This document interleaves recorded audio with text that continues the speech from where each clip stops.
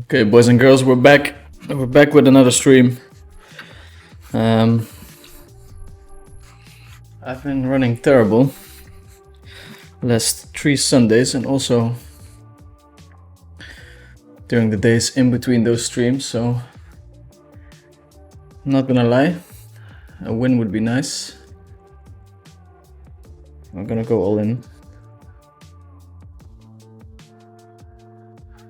4-way all in. We have 60%, I mean 28. It's a good start. We have the best made hand, I guess. Would be nice start of this tournament, but it doesn't look like it's me. It's me. A big one. That's pretty good. Pretty good. And here we're gonna put in a check.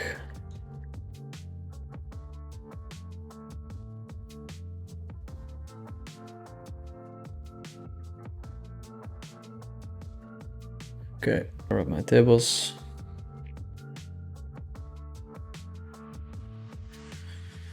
Here, just calling is fine. That's the flush. Didn't expect me to have a full house. Good luck for any video. What's the biggest downswing you've had, both in real dollars and percentage of bankroll? Yeah, so I think percentage of bankroll is the more interesting one.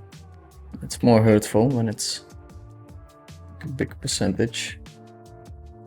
Percentage of bankroll is probably very high. Man, I took some very like big risks back in the day.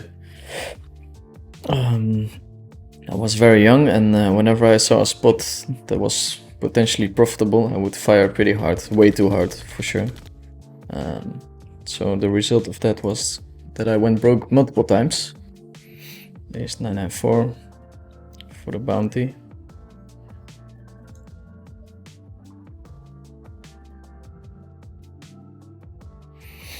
He's just checking. I think we want to check it back. Some interesting spots. I think we want to start betting here. Potentially twice.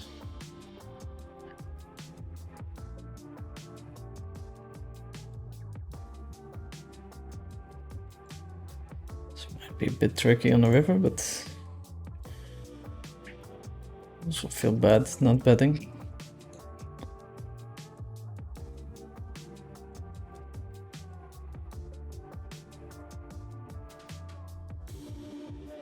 See what he has. Wow. Just aces.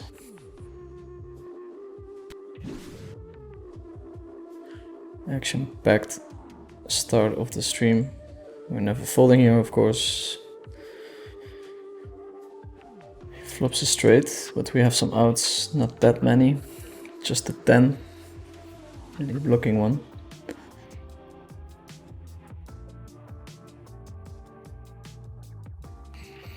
Have you always played higher stakes, or did you work your way up from micro? And the question before that is, how did you get to high stakes? Backed question mark. So I played a lot of free rolls when I was 14 or 15. I deposited my own money when I was 16, turned 16, under my dad's name. I don't advise anyone to do it, but that's how it happened. For me, it was very apparent that poker was something that I could earn money with. I made 100k when I was 16 or 17 and lost it again. But I decided that after high school I would pursue a career as a poker player. So when I was 18 I finished high school and I started playing high stakes. I already had a bit of a bankroll, like 60k or something. The first few months when I still was at my parents' place. And grinding to 4, 3, 6, 5, 10, that kind of stakes. Then I had to leave the country because in the Netherlands we have weird tax rules when it comes to poker. And moved to Malta. Played a lot of poker there and things went okay, but I was very unlucky at the start of my career. So I ended up losing money while I should be winning money. So I was supposed to win 200k and I lost 50, something along those lines. So at some point that kept on happening, and I had to find the backer. So I sent over my database to someone that I met for lunch a couple of weeks or months before, and he was the one who became my backer and also the one who helped with all the coaching and stuff. I think at first that was not really the intention of the backing deal. It was just to send money, but I was still struggling a bit, not getting too lucky, and also probably not as good as I should have been or could have been, because I never worked together with anyone. So then my backer stepped in, and he turned out to be a super good coach. So he started coaching me, and then things went very quickly. And he's kind of short. We have a relatively easy peel.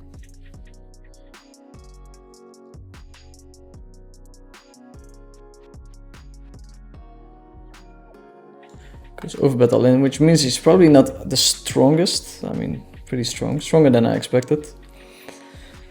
70% for a bounty and some chips and change.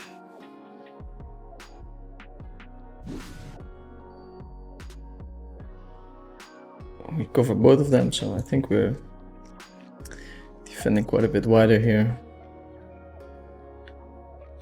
Very tempting to 3-bet this hand.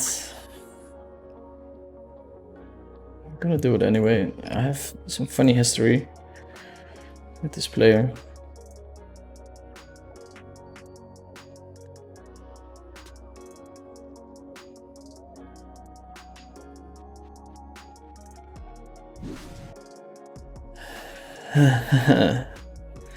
Funny hand.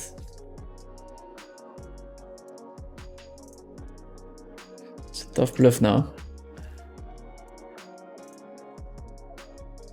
Jonas must want the bounty. Check once more here.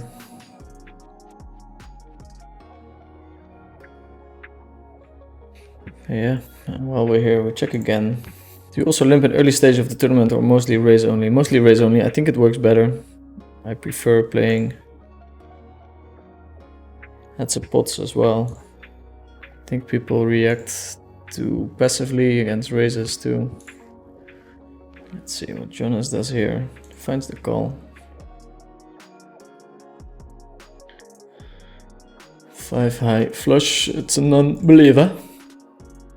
He's extremely wealthy. He's possibly the biggest PLO winner online in the last 10 years. So he has a lot of money. So I think he's not playing staked. He's just handling the swings by himself.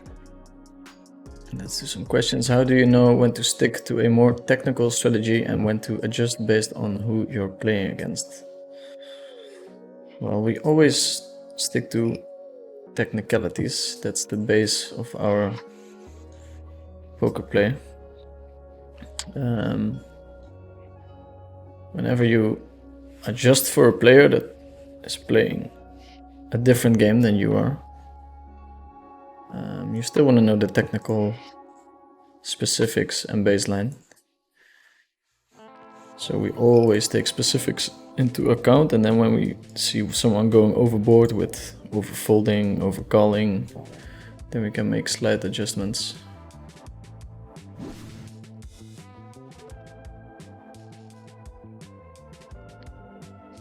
Here we're going to call. It's a wide float, but we do have a pair and a good shot to the nuts.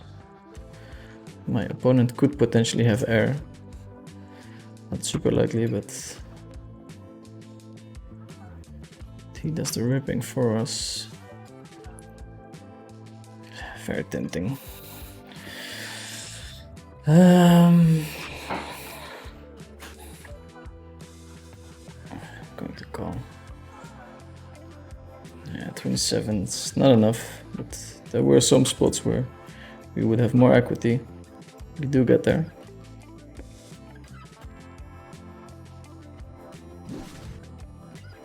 Yeah, Martin, if you push equity, it doesn't really matter if your opponent folds or calls. So if he's calling everything, he's also making mistakes, so you should probably just keep your ranges roughly the same, but you can make them a little bit more linear, so you can try to bet stronger hands a little bit more.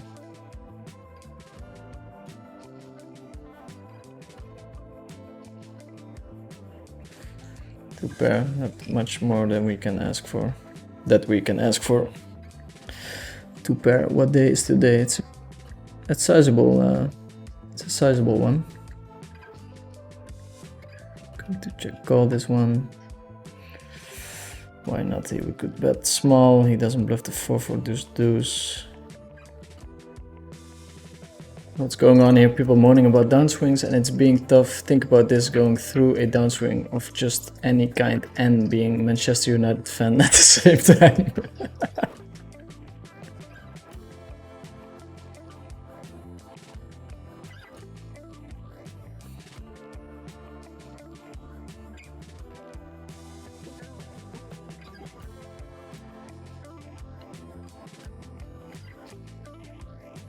8+3-way with pot bet. Okay. Just call. See if that's true. It's an overbet. I think I'm just gonna call. Might be ace-8 though. I don't know, maybe check back his 8s, I have no idea. Force, no. I think it's fine just to call there. It's probably too wide, but I will take a call. Here with the naked 2-4, it's a kind of nice spot to check raise. The opponent's potentially not aggressive enough, but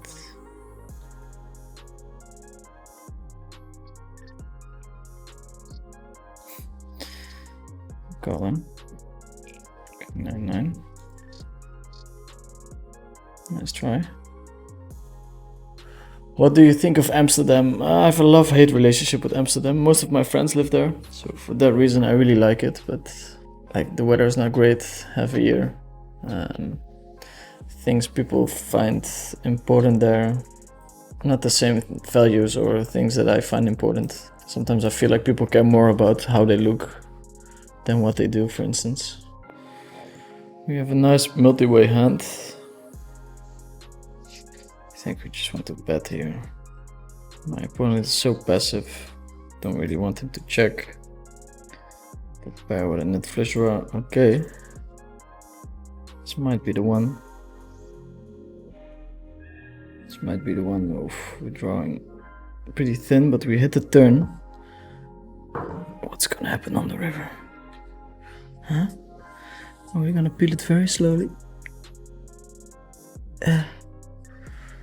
Ooh. Okay. Okay. Good start. Bounty hunting. Maybe we should wait a little second to go there. 86%, looking very juicy. 95. Feels like we can do it.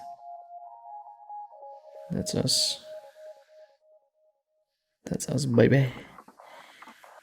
As we pick up some money. Here with a big bounty in the big blind, we're just opening. Hoping Braxo will get involved. It's good enough to stack off. Let's see. Oh, we have perfect equity. Would be nice. 1.125. We get there. How much do you think it is worth per hour watching you playing? Ooh. It's a good question. I think it's worth something, but it's also very easy to overestimate because I'm making a lot of decisions and you think you're learning from it, but you're not getting the entire like reasoning. Limsky from my opponent doesn't seem that strong. We'll see. You really want this guy in. That small. Check. Make him shove or shove the river ourselves. Check raising is fine here.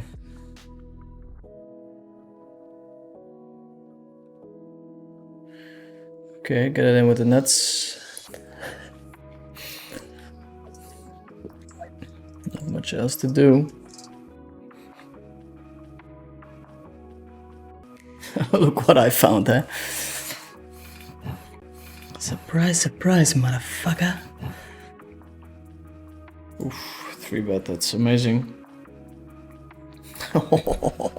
Boys and girls, boys and girls.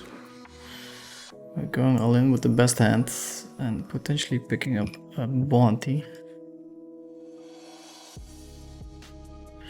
Even if he folds, it's kind of nice. Super good for Lopa. Quick call.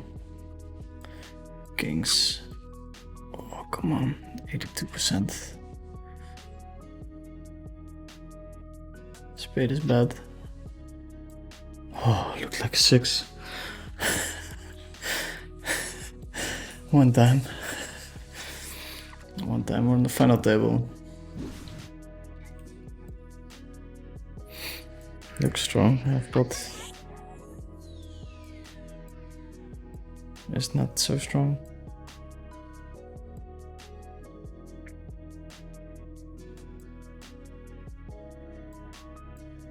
Oh, ace on the river. Camper all in with queen jack check. Probably better to see a flop.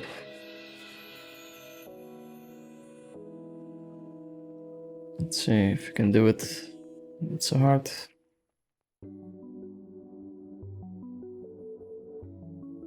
Is there a merit for raising 2.5x on PLO tournaments? What's your opinion on that? Thanks. Yeah, I think there is. You get to open a little bit wider. And I think people react pretty poorly to it. Seems to be pretty active. To complete. Raising is an option here, of course. Was calling, seeing a turn, potentially him over shoving. Something he showed us he's capable of. In the river, it's quite a nice candidate for a check raise. Blocking a lot of the showdown and blocking aces. Check my stream. I'll overbet. I think just a call is fine. I think just a call is fine. I'm just gonna call. Queen 3. I think we want to get involved here. This bounty is quite big. Pray that Martin has queen. 10-9 jack. Gonna go all in here. 2 pair, good shot. Martin's a smart guy, so can definitely just jam his sets. Queen 8 is definitely possible as well.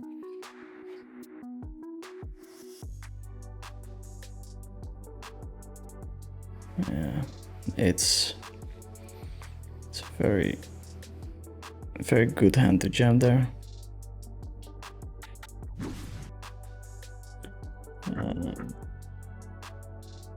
Yeah, oh, okay.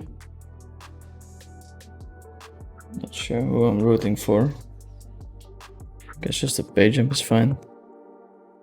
Let's see if we get it. It's a king. Camper, happy camper.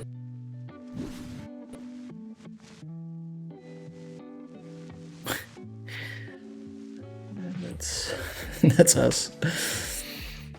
Top pair and a double backdoor. Just decide to open shove. Martin's supposed to be pretty wide here still.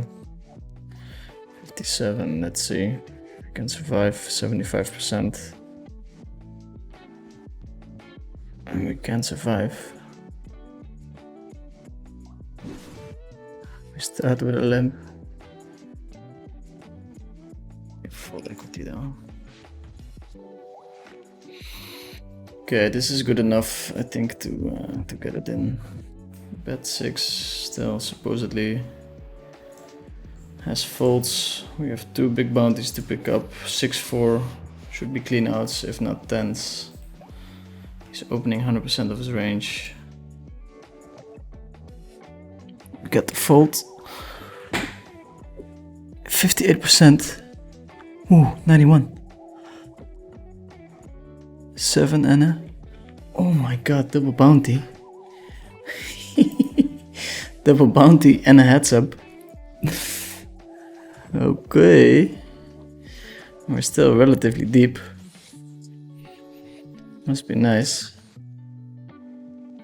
Have you played VPIP games with high rake? Do you think they should be played? Don't really have a strong opinion on that.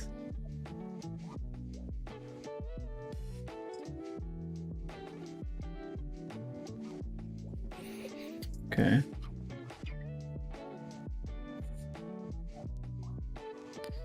Check for my opponent, we'll just check it back. Blocking the ace. Good special.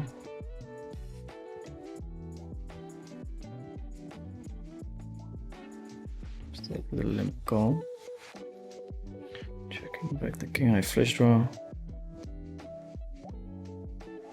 Check on turn.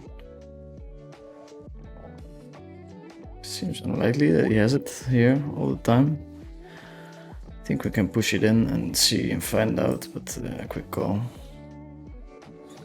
It's 52%. Calling would have been okay as well. Let's see. No dice. That's unfortunate. 27k. That's not too bad. We end up being up on the session. It's a steady line downwards, as you can see.